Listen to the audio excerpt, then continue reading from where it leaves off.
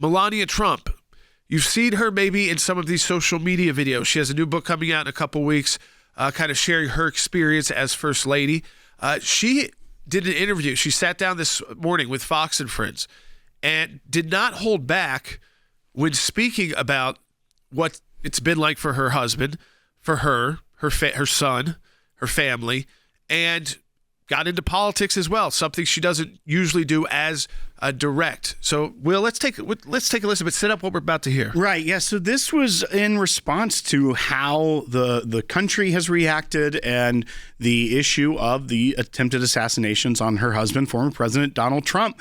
And she didn't hold back when it came to criticism about how we got here. Let's go ahead and listen to Melania Trump, the former First Lady, in her own words, bite 2. Is it really shocking that all this egregious violence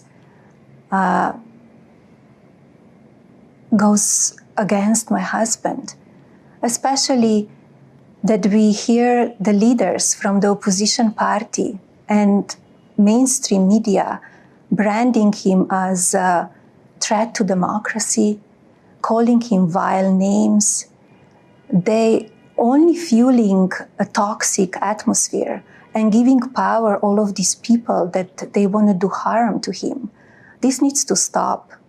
This needs to stop. The country needs to unite. Supposedly, Joe Biden, the president, called President Trump both times.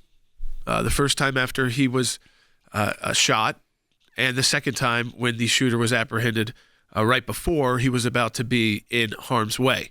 And you would think that if the president knew to try to play that niceties behind the scenes, that it wouldn't mean that politically they're going to say, obviously switch to say now President Trump should win. But maybe you'd call your Secretary of Commerce after a Sunday morning show interview, which those Secretaries of Commerce don't get to do a ton of.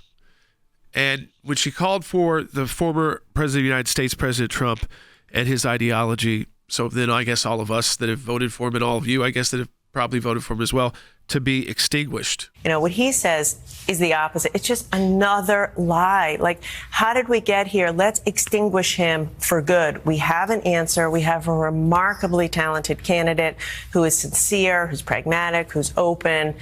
Let's just get it done. And extinguish, you mean vote him out? Yes, absolutely. Yeah. Vote him out. Banish him from American politics. Yes, just vote him out so he goes away. And then we're talking about things like Israel and the again these issues, extinguishing Americans because of their views.